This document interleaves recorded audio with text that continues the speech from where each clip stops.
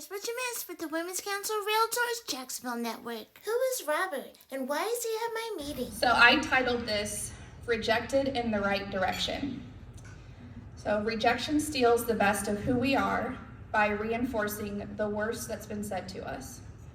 But oftentimes our greatest rejection comes our greatest direction. When you come to a closed door or things don't turn out the way you'd hoped, instead of seeing it as the end, regard that as God's protection, nudging you in a better direction. You may have been overlooked by others, but guess what? Your value does not decrease based on someone's inability to see your worth. You have been handpicked by God and you have a purpose.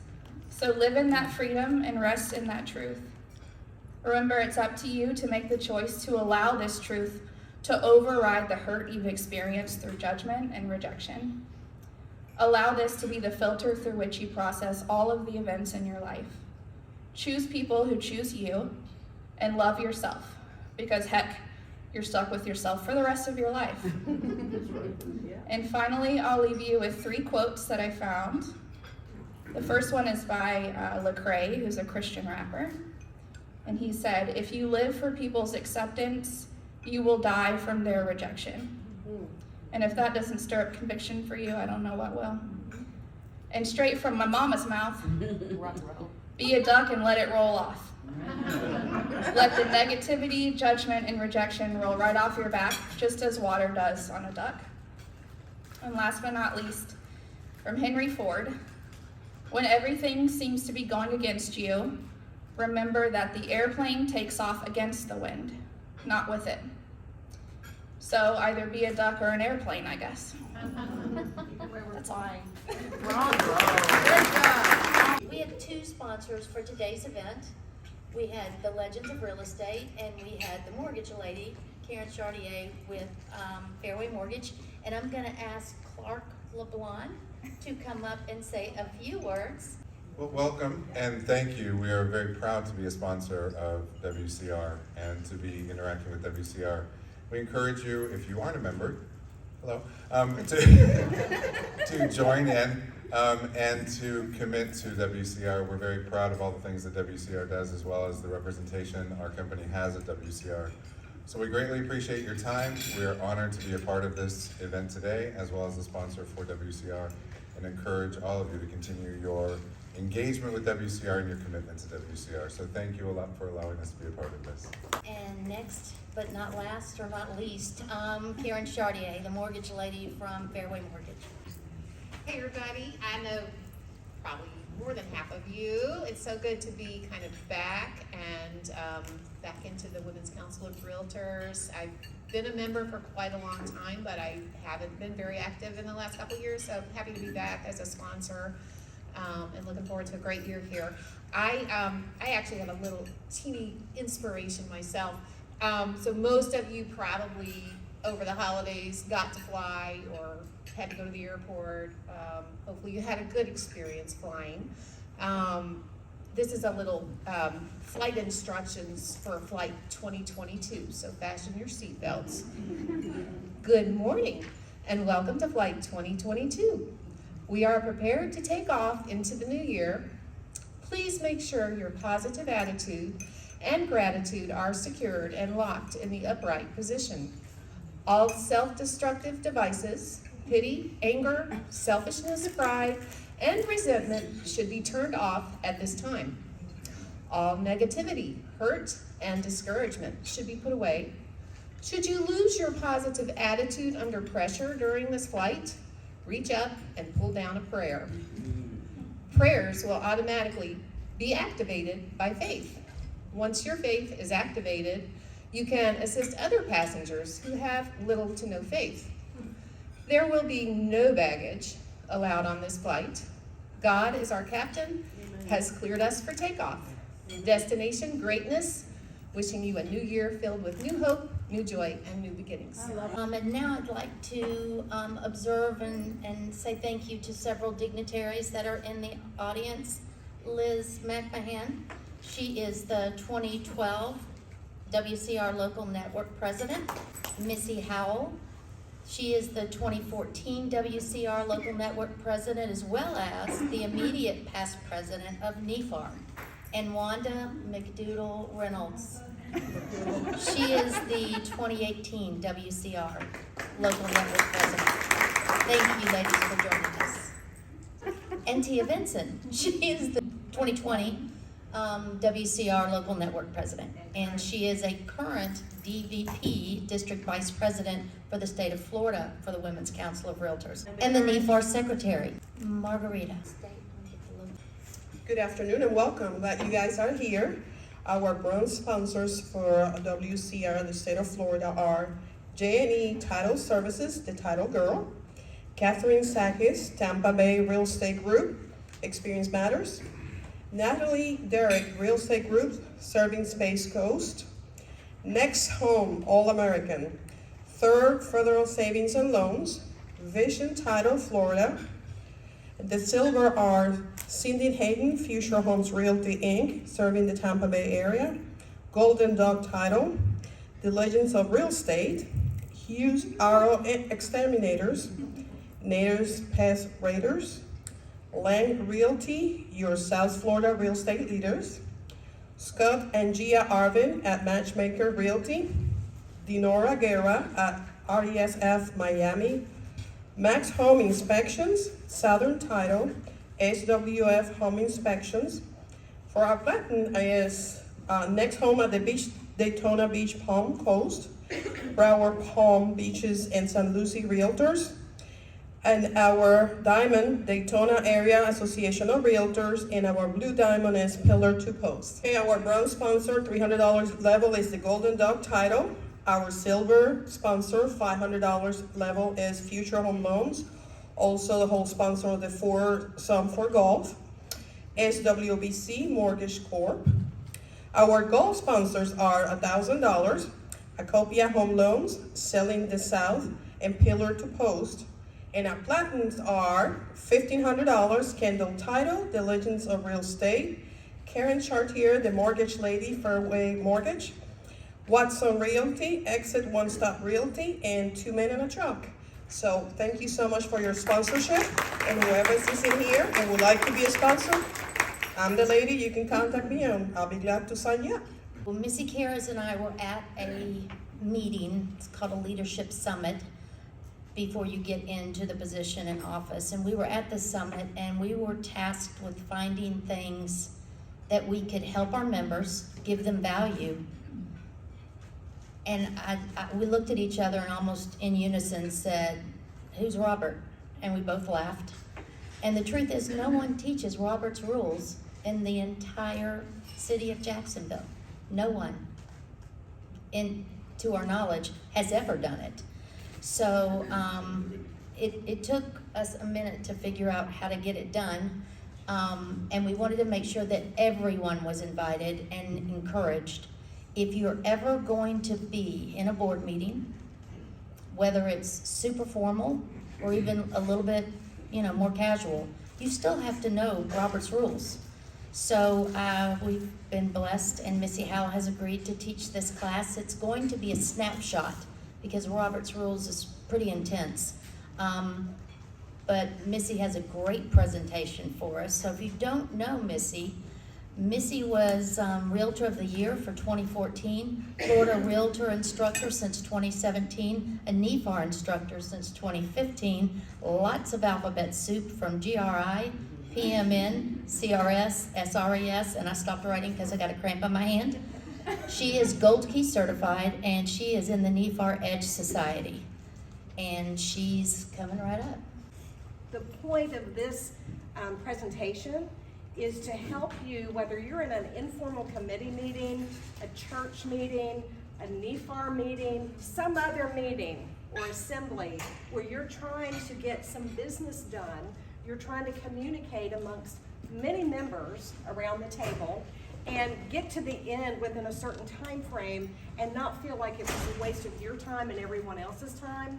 We're going to run through some basics and some rules that will help you accomplish that, because this is what we do at Women's Council. We educate, we create leaders, and we provide networking opportunities. Because I've been a Women's Council fan for a long time. I will continue to be a Women's Council fan.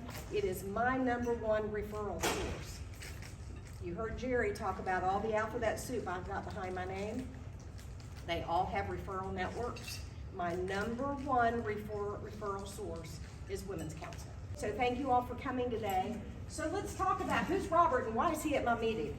Do y'all know who Robert is? So Army Major Henry Martin Robert is the founder of Robert's Rules.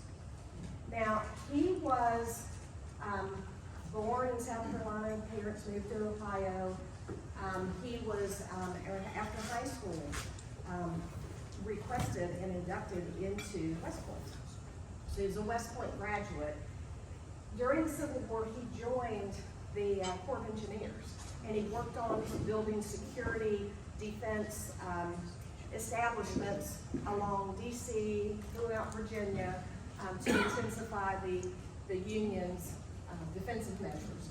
After the Civil War, he continued with the Corps of Engineers, and he started working on river and dam projects across the country, from California to Massachusetts to Michigan, so all over the country.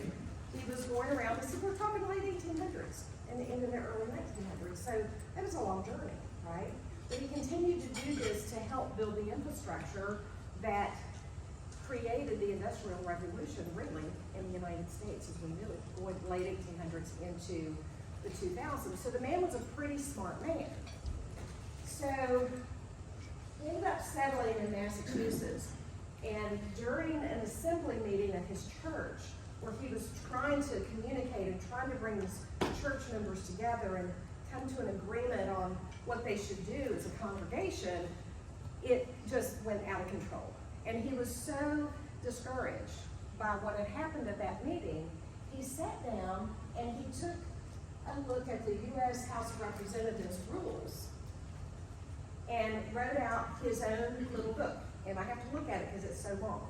It was called The Pocket Manual of Rules of Order for Deliberative Assemblies. That was the original Robert's Rules. And so it's gone through many gyrations and changes through the years. Some of it to, as they would use it, would find, oh, we need a new rule for this. And then some of it just to modernize as we move through society. So that kind of gives you a little bit, this is who Robert is, and what his background was, and what led us to Robert's Rules. So it's all about creating order in a meeting and getting stuff done, right? Because there's nothing worse. How many of you all been in a meeting where you spend an hour, 2 hours, maybe longer, and you got absolutely nothing done? A lot of great ideas were thrown out on the table, but there were no action items, there was nothing agreed to, you just kept on talking, right? Robert's Rules is to bring an end to that, so that you do accomplish business. So, how do we, what are the fundamentals of the success? And I'm so sorry, I'm right here, I hope I'm not blocking anybody, but let's see if I can get this in. So plan and announce meetings with sufficient notice to your members. Don't wait till the last minute to send it out. Do you all have full calendars? Yeah, we're in the real estate business. That doesn't change every single day. Every 5 minutes your calendar can change, right? So if you're planning a meeting and you want a successful turnout, be sure you give plenty of advance notice of those meetings. Jerry, you put out a calendar for the year, right? This is what we do in Women's Council. We plan so that our members can go on ahead, get those dates in your calendars, and plan to attend. Now, subjects might not be out there, but here's what you need to know about Women's Council, especially the luncheon meetings. You're going to walk away with information that's valuable to you. It might be on Robert's Rules. It might be on what's happening in the city of Jacksonville. But you're going to walk away with knowledge that you did not walk in the room with. So if you see there's a meeting plan, put it on your calendar and plan to attend. Have an agenda. How many of y'all walked into a meeting and there's no agenda? Right, I've done that too. Hey everybody, how you doing? let's see, what we're gonna talk about today. No, have an agenda, prepare it, make it concise. You are the chair.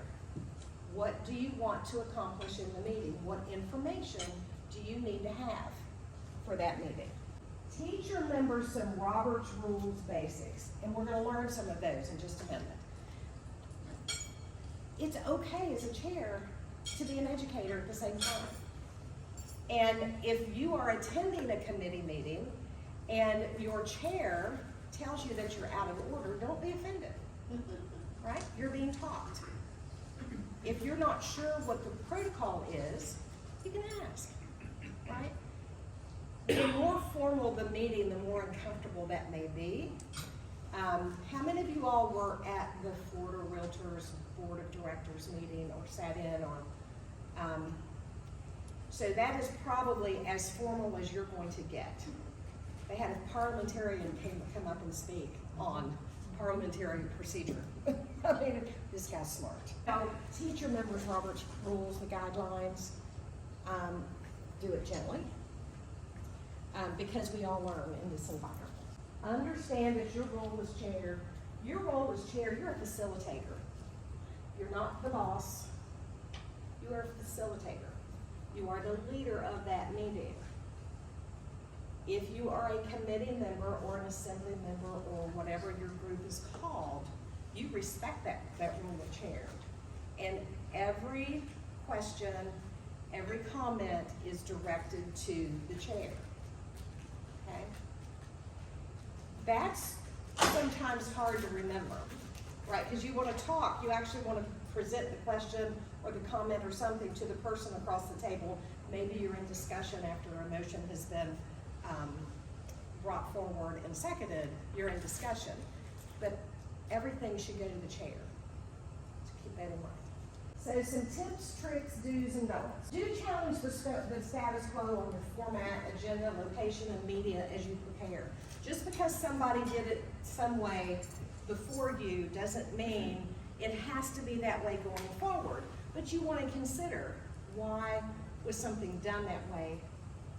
It's okay to use it, but don't think that because something has been done or used for 10 years, that you taking over that role new have to follow that. You can be creative.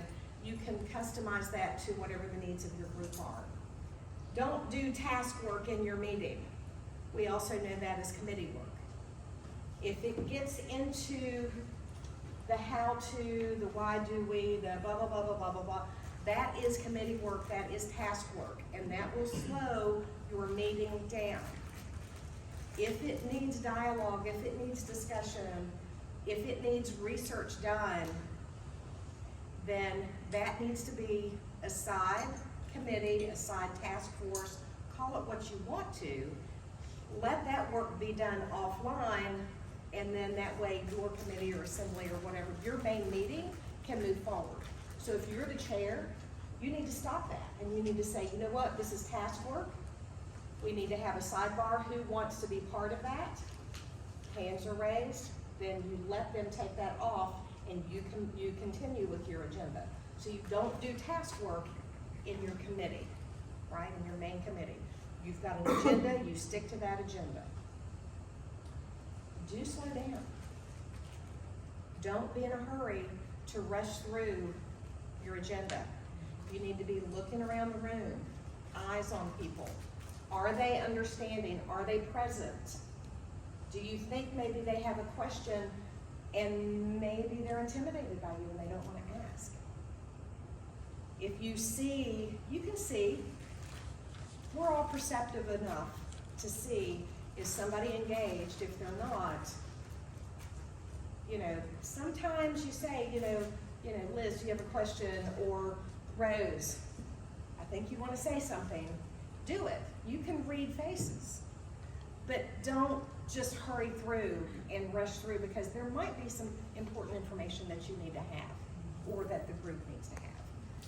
It's also a great way to encourage your committee members to be part of it and not be intimidated, especially if they're first time coming to a committee member or to a committee meeting.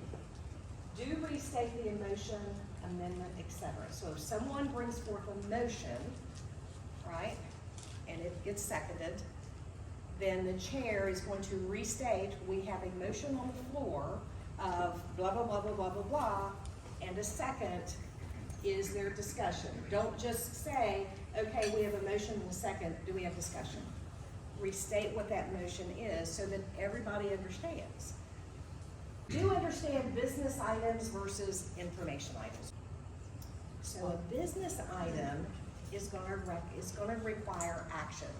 It's going to require a vote. So it's gonna take you outside of what's on your agenda. You need a motion, you need a second, and then discussion, and then you have a vote.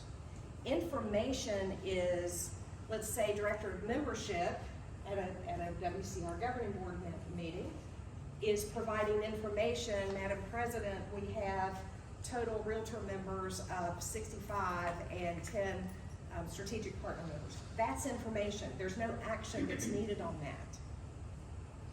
A business item would be, Madam President, I believe we should have a special fundraiser to do blah, blah, blah, blah, blah, blah, blah. And so I so move.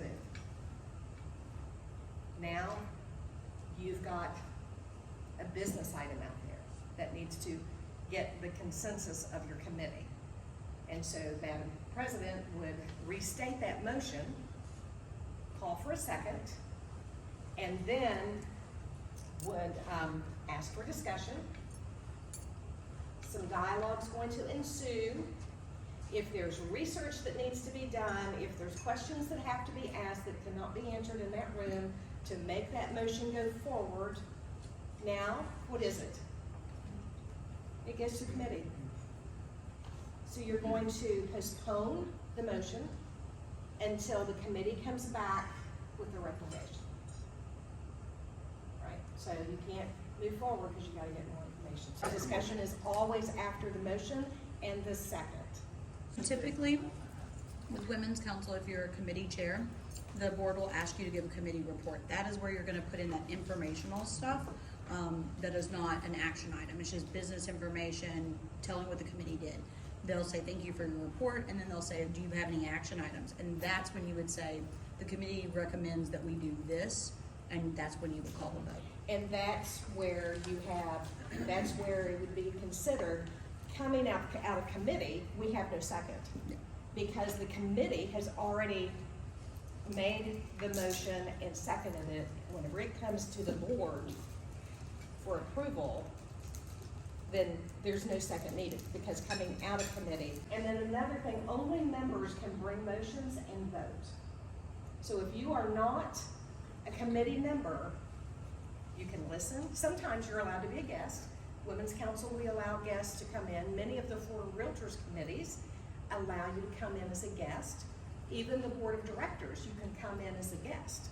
But you're not allowed to comment, you're not allowed to vote. You can't bring motions. That's a very formal committee. Our local governing board, you can come and they're gonna encourage your input. If you have questions, they're gonna encourage you to ask questions. That's where you learn. But when it comes down to a vote, you cannot vote. You are a guest. Okay? So there are only certain members, as dictated by the bylaws, that can vote. So understand your role if you're attending a committee meeting. Chairing with confidence. Understand your role. Again, you're facilitating, you're serving. You're not squashing, you're not intimidating, and that's a fine line, right? Because you have to control that meeting. Plan and prepare for your meeting. Don't just show up all willy-nilly. Plan and prepare for that meeting. Distribute the agenda at least 24 hours in advance and further in advance if possible. Because we're all busy, guys. You know, if you send me an email at 8 o'clock in the morning, I might not read it till 8 o'clock at night. And if I have a question about that agenda, or if I see something that maybe I've asked the chair to add to the agenda and it's not there, now I have to, hey, you didn't put my thing on there. So send it out in as far in advance as you possibly can. Sometimes it's not possible, but if you can get it out 3 days in advance, that's really the preferred time frame. Have an agreement on and adopt the agenda. So that should be at the top of your meeting, right? Welcome, call this meeting to order. Here's our agenda. Do I have a motion to accept the agenda? Do I have a second? Is there any discussion? No discussion? All in favor of accepting the agenda? Right, so it is an adopted item, an element of your committee meeting. If there's discussion that needs to have about that agenda, that's the time to have it. If somebody needs to talk about something in that meeting, that's the time to talk about it. Not at the end of the meeting, at the beginning, whenever you're discussing the agenda. So here's some basics. When you're bringing a motion, you say, I move. Not, I make a motion, right? No, I move. Motions, amendments, and amended amendments. So these are some basics. There's a lot more, and Jerry put some cheat sheets on here, but these are some basics that you're gonna run into a lot. Right, so you get into, so somebody brings a motion, it gets seconded, you get into discussion, and everybody agrees, we need to amend this motion that was brought forward. We need to add to it or take away from it, or just change some of the verbiage in it. Then everybody agrees to that, and then the person who first brought the motion, they have to agree to amend that motion. And then the body will vote on that. You could, like, that's the way it's done in Robert rules. I prefer things like super clean, so a lot of times I'll go back to the first person who made the motion, ask them to withdraw their original motion, and then go to the person who's making the amendment and just have them make a new motion. Right. So it's nice and clean. You can do it either way, but in this case, we amended the amended and then we voted. You know, at our board meeting, we don't have a parliamentarian. Glenn acts as that parliamentarian, and he's pretty good. And we've got a couple others that are pretty good. Ben Bates, if you all don't know, past president of NEFAR, Ben Bates, he's excellent with Robert's rules. But there's some people that just are really, really good at it, and if they're blessed to, be in your meeting, they'll help you through that. And if not, there will be people there that have maybe a little bit more experience than you do, and they'll help you through it. The amendment you can strike from or add to it. Right, so you can take away or add to it. You can amend the amendment, and then you can have friendly amendments. So is there an objection to accepting this amendment? If none, the chair can ask for unanimous consent, and there's no vote needed. If there's no objection, then it's just done. If there is an objection, then the chair will go ask for a second, and then go forward with discussion and a vote. You cannot have discussion without a motion that has been adopted. So if someone brings forth a motion and it has not been seconded, you don't have an adopted motion. There needs to be at least 2 people who agree that that subject needs to be discussed during that meeting. If you don't have a second, then you don't have agreement that that topic needs to be discussed. Okay, so that's the reason why you have a second. It's agreement that we need to talk about this motion, this bit of business that we're trying to do. Somebody brings forward a motion and nobody at the table agrees, keep your mouth shut. Because if you don't second it, then the chair's gonna move on. Always restate the motion when beginning your discussion. I speak in favor of, or I speak in opposition to the motion. So whenever you get up, whenever you have that discussion, you want to, at the very beginning, let it be known which way you're going. Are you talking it up or are you talking it down? Chair must be prepared to guide and redirect the discussion if needed and keep members focused on the motion. How many people have gotten into discussion and it takes a left turn and the train's leaving the station and you're sitting there going, why are we even talking about this? Right? It's your role as the chair to keep everybody focused. No sidebars. The chair is the #1 person to keep the meeting in order. The parliamentarian is not the chair. parliamentarian is there to help clarify a rule, okay? They're not there chairing the meeting, so if it starts running amok, it's up to the chair to get it back in line. And if a meeting is out of order, meaning the agenda is not being followed, any committee member, can say, out of order. Madam Chair, I call this meeting out of order. That does call the chair out, but it calls everybody else out too. It brings it back home. So you can definitely anybody can call a meeting out of order, including the chair. A healthy committee or board will always permit appropriate discussion and debate. And I say appropriate. Don't let it run amok.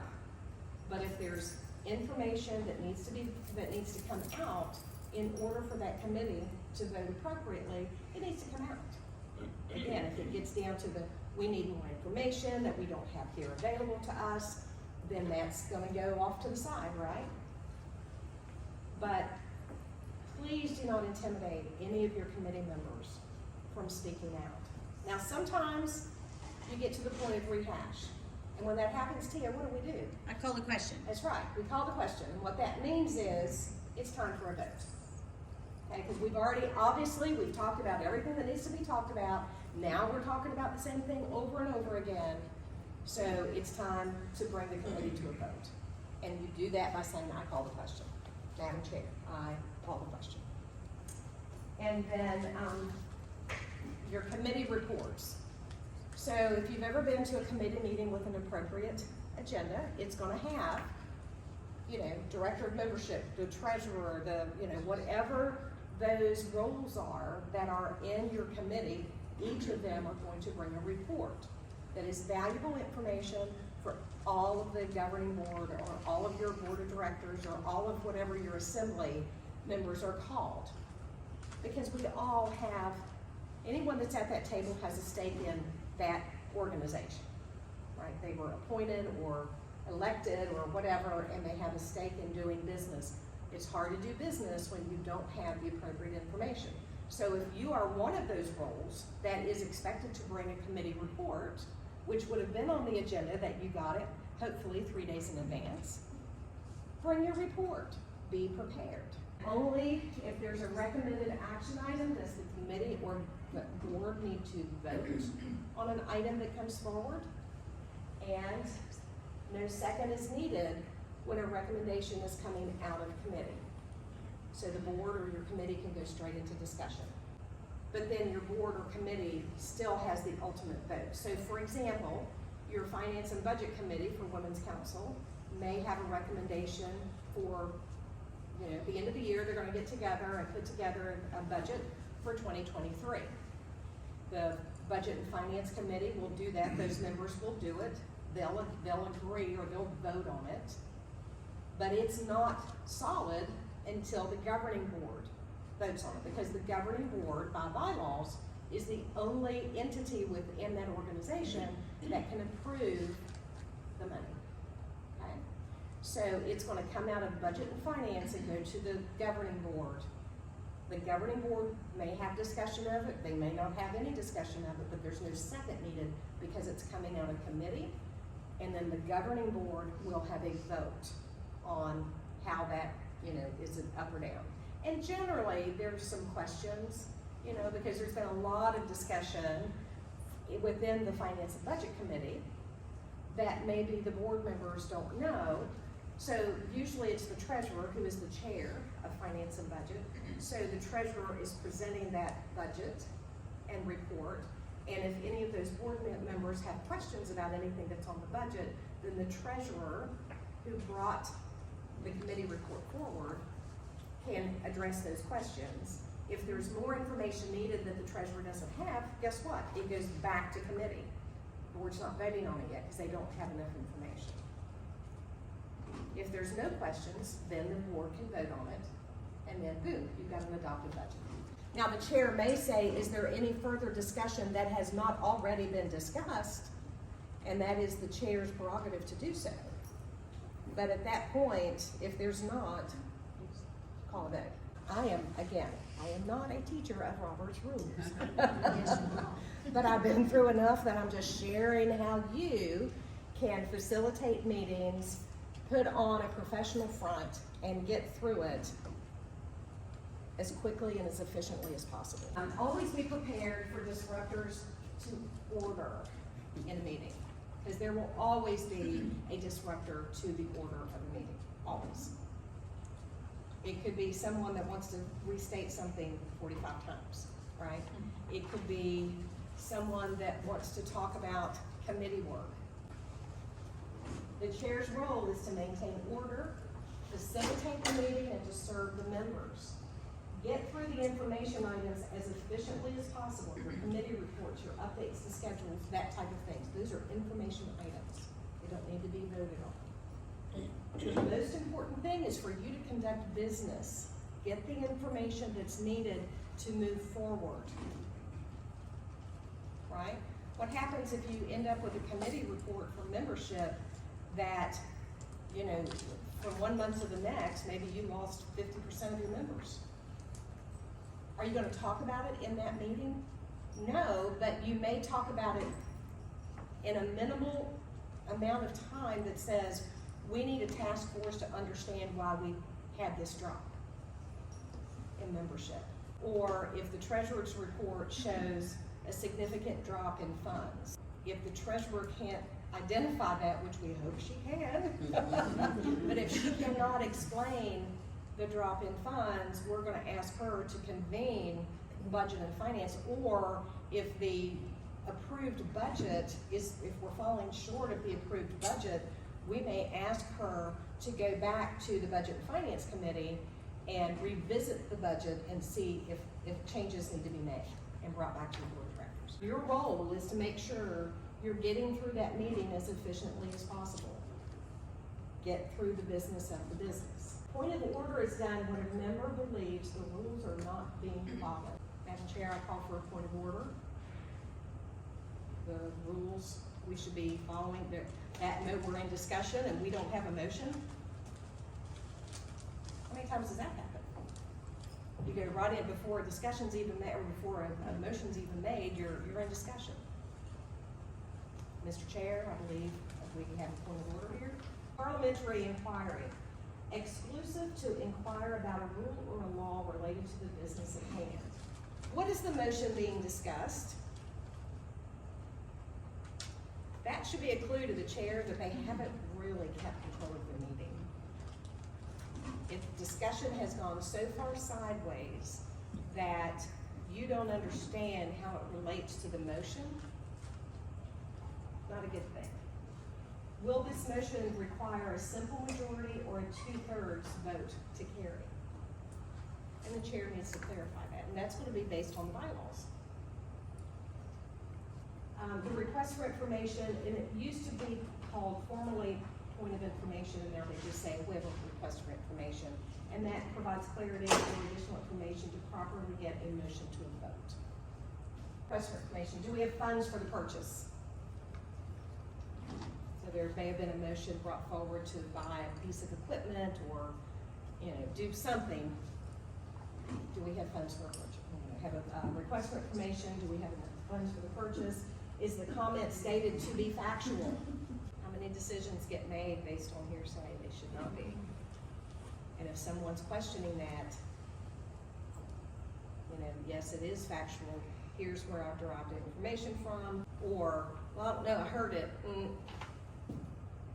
That is not a factual consideration in order for us to bring a vote to the floor. Take it back, do your research on it, bring it back to the committee. What questions do you all have? What is the proper way for members to address the chairs? Madam Chair, Mr. Chair, Madam President, Mr. President. Not by their first names. Not by their first name. And then the second thing is, you do not speak until the chair recognizes you. How do you get recognized? You raise your hand.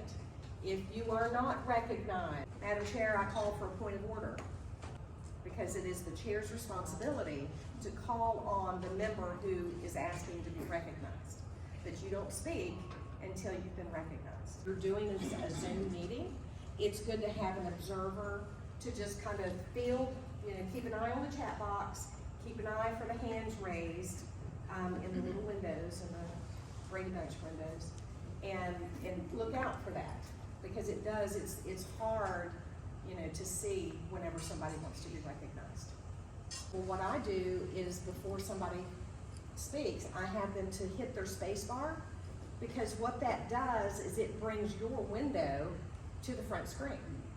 So you hit that space bar and then you begin to talk, and then you're there and you're on the front screen, and it will unmute you. All right, well, thank you all so much. And why he's at our meeting. Y'all might wonder why we're called the Women's Council of Realtors, so I'd like to cover that real quickly. Back in the early 1900s, women weren't allowed to participate in the Realtors Associations, only men were allowed. So women got together and said, well, we need to have a voice. And that's how Women's Council came about. What we realized as time went by was we can't even spell women without men. So that's why we welcome and encourage men to join. Andrew Bell, those of you that know him, he was a local president. He went on to be the Florida president of Women's Council of Realtors. First man ever in that position. So please, help us spell women if y'all are interested, because we can't do it without the men. It's very important. You gotta wonder why we have so many rules, because we're all, just sitting here trying to do our thing. Well, every single person that works within our organization is a volunteer. We can't force someone to come and do it. We can't beg. I've done that, so that doesn't work. But we can't force it. We can't hold them. We have to be really careful who we choose for certain positions. We have to make sure people understand and respect that position, and that we feel confident they're gonna do it. When you are working as a governing board, we're actually always working for our members. We're not doing it because it's just a joy to get in there and sometimes butt heads with someone else. We're doing it because we believe in the organization, and because we really respect the fact that the members allowed us to represent them with one voice. It's a big deal, y'all. It's a lot of responsibility. We're not even making decisions based upon what we want to do. We're making decisions based upon feedback that the membership wants done, because it's their money. It is always their money. So, very big deal. That is why giving value to our members, such as the educational help, and by the way, y'all did all get a cheat sheet. There is also YouTube videos on this. Be real careful how deep into the weeds you get with it, because you can get into the weeds with it. As a matter of fact, what Missy just covered is enough to get through a meeting with some integrity. But we don't just owe our members, we owe our strategic partners. Without them, we would have nothing. We would not be capable to run on $20 per person. So I want to thank our strategic partners again. I'd like to thank the Legends of Real Estate and Karen Chartier, the mortgage lady, and thank you to all of y'all for coming. Our thing that we picked for this year is the Hubbard House, and everything's going to be going to the women's shelters. Hi, I'm Brenda Ruffing with 2 Men in the Truck, and our family owns the Jacksonville and St. Augustine location, and we're here to talk about Movers for Moms. So it is a collection drive we do every year to give back to the women and children affected by domestic abuse, and staying at Hubbard House in Jacksonville, the Betty Griffin Center in St. Augustine, and Quigley House in Clay County. So appreciate being here, appreciate the Women's Council Realtor helping us.